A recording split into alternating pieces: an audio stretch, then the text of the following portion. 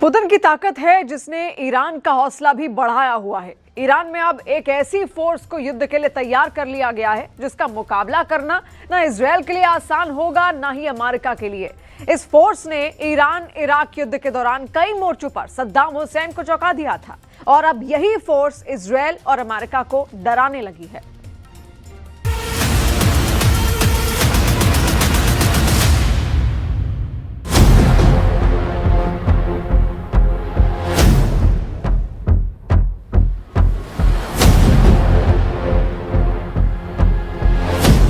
चौबीस घंटे के अंदर ईरान ने अपनी मिलिट्री ताकत के 3 नए वीडियो रिलीज किए हैं। ईरान अब तेहरान की सड़कों पर दिखा रहा है कि उसकी फौज किसी भी युद्ध को लड़ने को तैयार है और अगर इजराइल या फिर अमेरिका ने जुर्रत दिखाई तो ईरान की सेना कमर तोड़ जवाब देगी।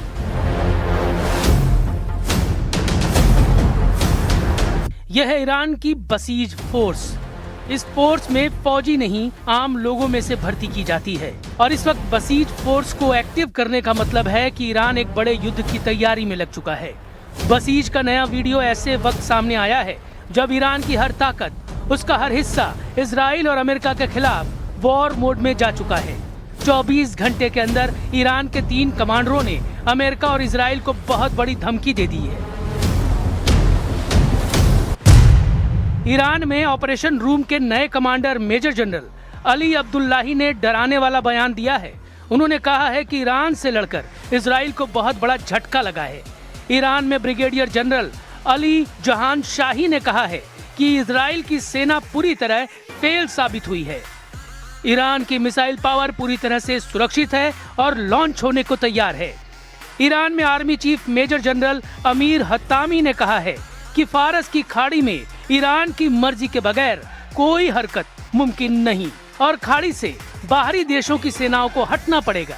ये तीनों कमांडर बता रहे हैं कि ईरान इस वक्त युद्ध के लिए पूरी तरह तैयार है। ईरान ने अपने सबसे बड़े दुश्मन यानी इजराइल और अमेरिका को डराने के लिए अपने 3 बड़े कमांडरों को उतार दिया है। ये तीनों कमांडर दावा कर रहे हैं कि अगला युद्ध हुआ तो अमेरिका और इजराइल बहुत ज्यादा पछताएंगे। हारमुज वाले समुद्री गलियारे में ईरान ने अपनी मिलिट्री ताकत दिखाने के लिए 2 जंगी जहाज उतार दिए हैं।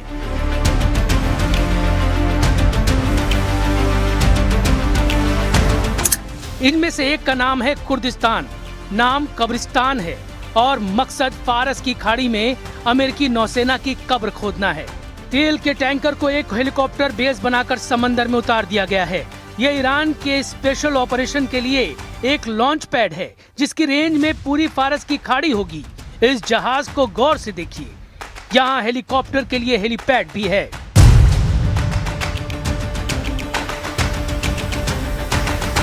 आसपास दुश्मन के जहाजों पर अटैक के लिए इस पर एंटी शिप मिसाइल भी तैनात कर दी गई है जिससे दुश्मन जहाजों को टारगेट किया जा सकता है। इसमें एयर डिफेंस मिसाइल भी लगाई गई है ताकि दुश्मन के हवाई हमले को नाकाम किया जा सके। कुल मिलाकर ये युद्ध लड़ने के लिए एक कंप्लीट पैकेज है। अब देखिए ईरान का सहद डिस्ट्रॉयर जो अब मरम्मत के बाद दोबारा नौसेना में शामिल किया गया है। यानी अपने समंदर में ईरान को काबू में करना आसान नहीं होगा। ये गारंटी खमेनेई की नौसेना बार बार दे रही। इस जहाज को फिर से कमीशन करने के लिए पहुंचे ईरान में army chief major general Amir Hatami.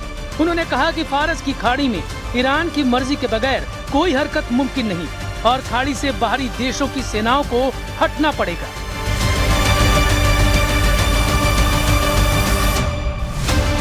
Israel और अमेरिका से लगातार धमकियों के बीच पश्चिम एशिया में एक और युद्ध का खतरा लगातार बना हुआ है। ईरान पर कब किस वक्त अगला हमला होगा ये बात सिर्फ और सिर्फ नेतन्याहू या फिर डोनाल्ड ट्रंप जानते हैं। 13 जून को ईरान पर हुए हमले को ट्रंप ने पहले सिर्फ इजराइल की हरकत बताया था, लेकिन बाद में उन्होंने कबूला कि ईरान पर लॉन्च किया गया अटैक मिशन इजराइल का एक्शन था, लेकिन इस एक्शन के इंचार्ज वो खुद थे। ऐसे में ट्रंप और नेतन्याहू दोनों पर भरोसा करना ईरान के लिए बहुत मुश्किल है।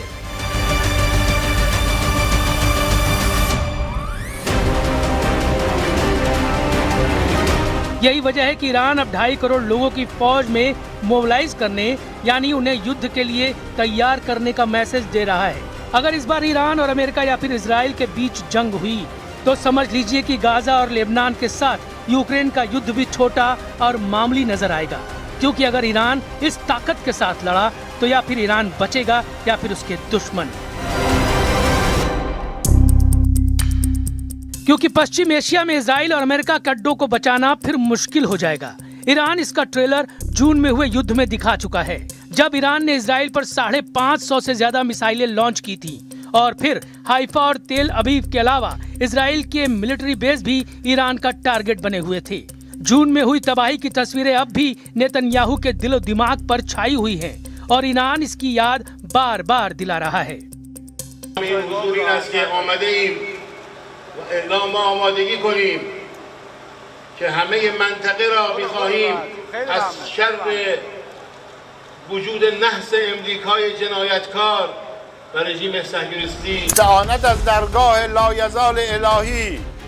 ईरान में बसीज फोर्स को एक्टिव करके बता दिया गया है कि वो न सिर्फ समंदर और आसमान से अटैक करने के लिए तैयार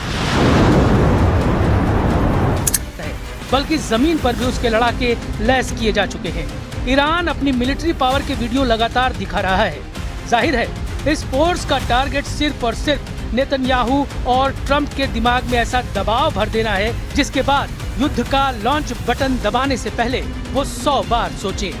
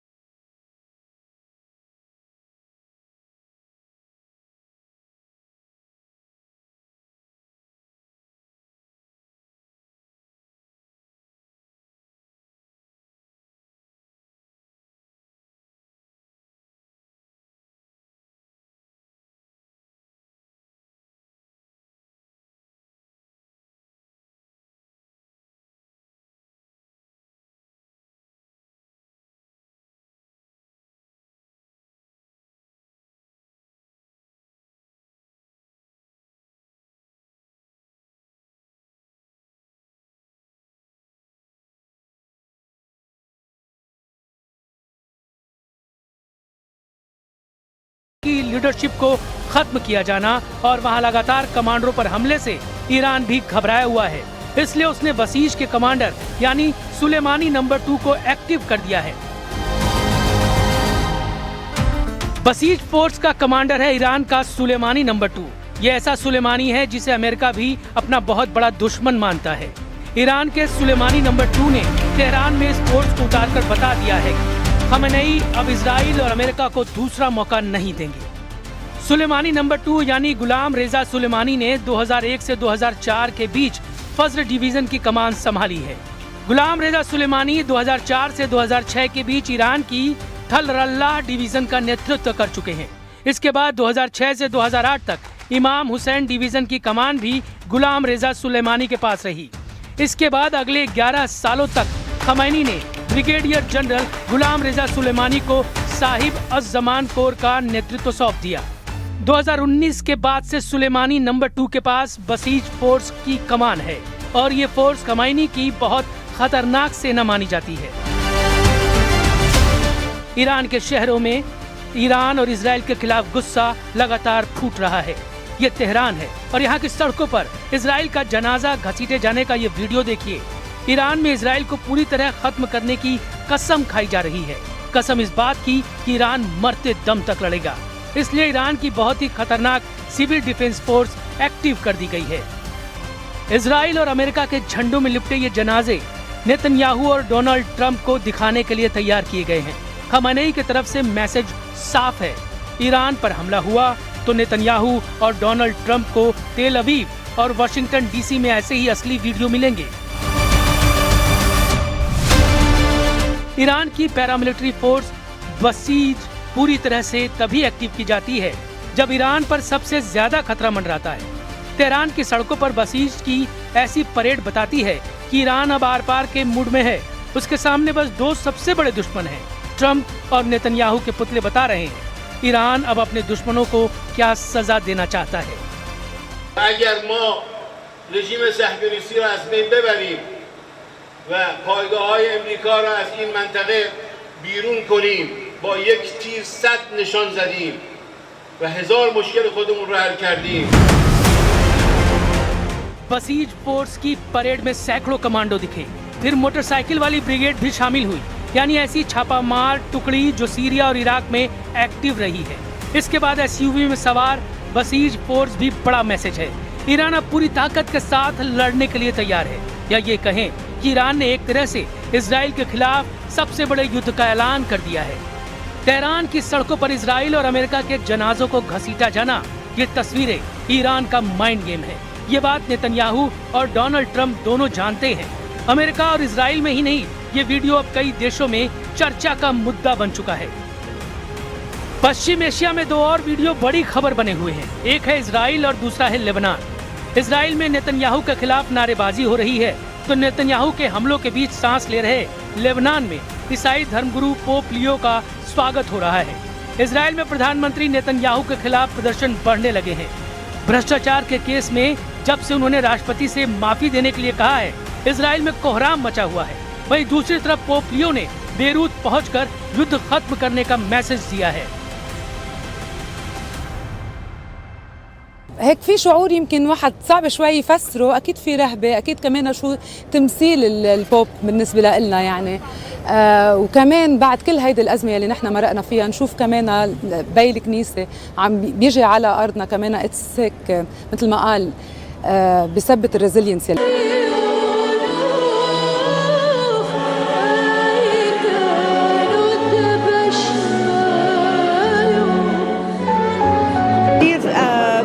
ممنونة ومشكورة للبوب إنه إجا على لبنان وأعطانا دعم للمسيحية بالمنطقة كلها وللبنانية وللبنان الجرحت كتير.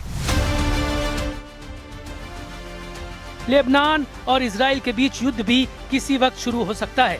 अगर ऐसा हुआ तो समझ लीजिए कि इजराइल का मकसद पूरी तरह लेबनान को गाजा बनाने का होगा, जबकि ईरान की कोशिश होगी कि किसी भी तरह हिजबुल्लाह की बची हुई ताकत को बचा लिया जाए।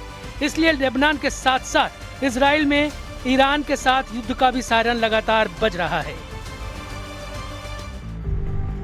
लेकिन इजराइल ने ईरान पर हमला किया और उसके बाद ईरान भी तैयार है, वो इजराइल की एयर स्ट्राइक का जवाब जरूर देगा। ऐसे में जवाबी कार्रवाई के तहत ईरान से कितनी मिसाइल दागी जाएगी, इजराइल में कहां धमाका होगा, कौन सी मिसाइल गिरने वाली है, इसे लेकर इजराइल का मिसाइल ट्रैकिंग रेडार सिस्टम लगातार एक्टिव कर दिया गया है।